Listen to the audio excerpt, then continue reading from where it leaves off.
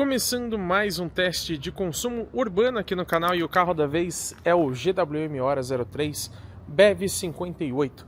Hoje é uma versão única, mas até pouco tempo era uma nova versão aqui desse carro. Falei que é teste de consumo, mas em elétrico a gente acaba falando mais sobre a autonomia, então a gente vai fazer os cálculos de consumo para descobrir a autonomia. Eu lembro para vocês que o trecho é aquele mesmo de sempre, totalmente urbano, a gente sempre faz no mesmo percurso, para a gente poder ter uma comparação justa, né? Vamos também com o ar-condicionado ligado durante o trajeto inteiro, e modos de condução, de regeneração, como que funciona a recarga de um carro elétrico. Eu vou explicar tudo isso para vocês nos mínimos detalhes, como eu sempre gosto de fazer também. Pessoal, nós vamos começar agora o nosso teste de consumo urbano. Eu ressalto para vocês, que nós estamos saindo aqui com 56% de bateria, 193 de autonomia projetado, mas isso aqui muda porque é de acordo com o seu consumo atual, né? Eu vou resetar aqui pra gente agora o nosso trip, após redefinir, na verdade, ó. Só que eu já adianto para vocês que este carro, curiosamente e muito infelizmente, ele não tem um trip de consumo resetável, o que significa que a gente vai ter que fazer as contas manuais, que a gente já gosta de fazer, mas aqui não tem outra opção.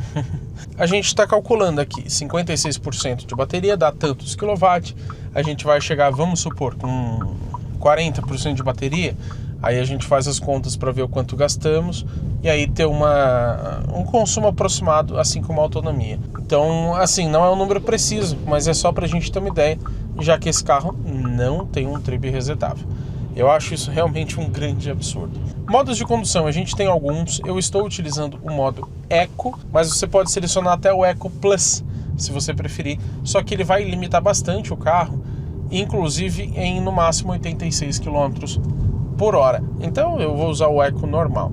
A frenagem regenerativa, que é aquela que consegue recuperar um pouquinho de carga para a bateria, eu já vou até explicar como que funciona isso para vocês. No elétrico você carrega na tomada ou pela frenagem regenerativa, que não carrega muito, mas consegue recuperar um pouco do que você gastou, então você fica mais econômico. Você pisou no pedal do freio ou tirou o pé do acelerador, ele vai emitir torque na rotação contrária da motorização para gerar uma resistência e conseguir transformar a energia cinética, que é de movimento, em energia elétrica. Dessa forma você acaba ficando mais econômico. Se você pegar um trecho muito longo de descida, por exemplo, você percebe a bateria regenerando.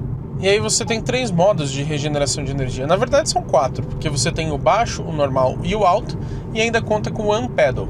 O One Pedal você vai dirigir praticamente com um pedal só, porque ele vai intensificar muito dessa frenagem regenerativa. Então, assim que você aliviar o pé do acelerador, ele já vai frear bastante o carro. Isso deixa o veículo mais econômico? Não necessariamente, depende, porque muda mais o seu estilo de condução. Se você pisar no pedal do freio, ele faz o mesmo efeito de recuperação de energia que eu comentei para vocês. Você pode ver isso até aqui pela indicação de potência no painel. Ele está menos 10 kW agora. Ele até aparece regeneração de energia. Se você preferir que ele freie mais sozinho, você põe um modo mais alto de regeneração. Mas não faça isso só porque você acha que ele vai ficar mais econômico, tá? Na prática dá na mesma. E na estrada é até bom que você deixe ele um pouco mais livre, para você não ter que acelerar muito, né? Deixar o carro embalar sozinho. Vamos falar de conjunto mecânico, que não é tão mecânico assim, porque a gente tem um modelo elétrico, mas são 171 cavalos e 25,5 kg de torque nesse motor elétrico dianteiro, ou seja, a tração é nas rodas da frente. O câmbio, o elétrico não tem, mas é como se fosse um automático aqui na prática, usando no dia a dia. Você está assistindo esse vídeo até esse momento, então acho que você pode deixar aqui o seu like, porque é de graça, ajuda muito o nosso canal. Você também já pode comentar o que você acha sobre o Hora 03. Você gosta desse carro? Acha ele bonito? Acha ele estranho? Deixa a sua opinião, porque é muito legal ter essa interação com vocês. Mas se eu estou falando de um carro elétrico, como que eu posso deixar de citar as baterias? Não dá, né? Elas são feitas de lítio ferro fosfato, LFP, e possuem uma capacidade nominal, ou seja, aquela capacidade total, de 58 kWh. Era uma novidade, inclusive, para o Hora 03. Ele tinha essa versão BEV 58, mas também tinha a skin que era de 48 kWh.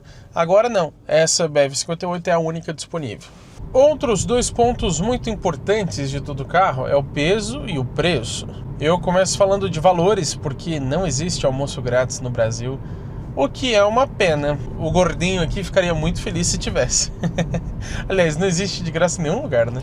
A gente tem nessa versão única BEV58 um preço novo de R$ 149 mil.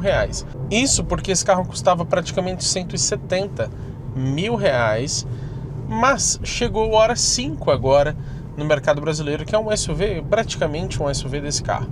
Tem várias vantagens, inclusive.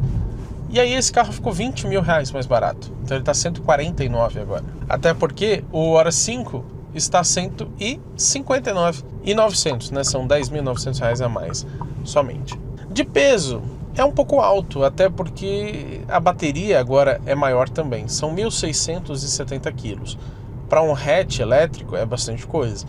E a gente sabe que antes ele tinha por volta de 1.580 mais ou menos na versão antiga com a bateria menor. Ou seja, tem um acréscimo ali de quase 100 quilos. É considerável. Faltou falar de uma questão que é repetitiva e até eu já cansei de falar. Mas é preciso porque chega muita gente nova aqui no canal. É a variação a cada teste. A gente não faz um teste muito longo porque essa variação seria muito grande. E a gente quer ter uma base de comparação com os outros carros que passam aqui no canal. Senão o teste não serve para muita coisa, né? Porque consumo é sempre muito variável. Então a gente faz um trecho um pouco menor, dirigindo de forma muito parecida, com as mesmas condições. Por exemplo, a gente sempre usa modo eco quando tem, o ar-condicionado sempre vai ligado. Se tiver muito trânsito, a gente repete o teste e coisas nesse sentido para aproximar o teste. Porém, como que você controla os semáforos? Quanto tempo a gente fica parado neles? Ou a temperatura externa, que isso influencia também, viu? Principalmente nos elétricos, eles têm uma sensibilidade um pouco maior a isso. Uma pessoa que para aqui na frente, esse ônibus, por exemplo, se ele parar aqui agora para desembarcar alguém, não tem muito o que eu faça, eu tenho que esperar ele. E se não tiver esse ônibus na frente, a gente anda de forma contínua, então acaba economizando mais. Tudo isso é variável, a gente não consegue controlar, mas fazendo esse nosso padrão, a gente aproxima bastante os testes. Vamos considerar um outro ponto. Eu estou pegando fortes subidas aqui agora. Ainda vou andando de forma tranquila, sem pisar muito, mas é subida, não tenho o que fazer. E nesse caso aqui, os híbridos elétricos acabam sendo um pouco mais sensíveis também, porque eles puxam muito mais energia da bateria e você não tem muito como recuperar logo em seguida, né? Você não tem como fazer a frenagem regenerativa, já que é uma sucessão de subidas. E muitas vezes o consumo de carros híbridos elétricos fica um pouco mais alto nesse nosso percurso, justamente por conta dessas consideráveis subidas. Então, quando você pega um trecho que é mais favorável, que tem bem mais descidas ou menos subidas, o carro com certeza vai ficar mais econômico do que a gente vai conseguir aqui no nosso teste. Estamos já nos aproximando do nosso ponto final aqui do nosso teste urbano e nós vamos parar no mesmo lugar de sempre com o auxílio das câmeras 360 graus. Ó, já até acionou a câmera do lado direito aqui. Que susto, fez um barulho bem na hora. Coloquei no P, vou desligar o carro manualmente. Porque esse carro, na verdade, ele desliga automático e etc. Vamos ver o resultado de consumo? Vamos lá, pessoal. Já liguei aqui o painel. A gente vê que foram 27 minutos. Na verdade, foi 26, tá? É que não tem como ligar só o painel. Ele liga o carro por inteiro, então ele já mudou o número. Foram 23 por hora, na verdade, de velocidade média. E a distância 9,8 km. Mas, como eu disse, não mostra o consumo. Saímos de lá com 56%, chegamos aqui com 53%. A gente fez uma conta aqui maluca, que eu vou resumir para vocês.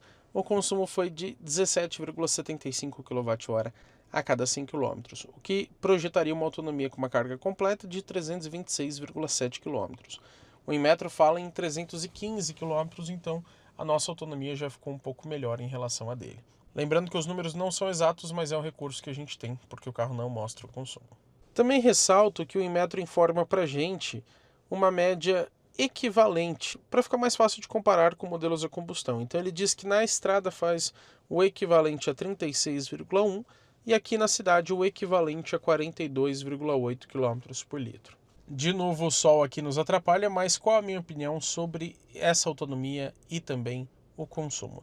Eu achei um carro econômico. A autonomia varia muito de acordo com o tamanho da bateria, mas comparando o consumo com outros carros, um Volkswagen ID4 Pro Performance na linha 2023 fez 17,24 kWh. Aqui a gente fez um pouquinho a mais. Tudo bem que é um hatch, mas ainda é um consumo bom. O Hora 03 Skin Copacabana, que a gente testou na linha 24, tinha feito também, pelas contas manuais que não são tão precisas, 19 kWh a cada 100 km. Então esse aqui foi um pouco mais econômico. O Leapmotor C10 elétrico que a gente testou recentemente conseguiu ser um pouco mais econômico, sim, fez 16,6 kWh a cada 100 km.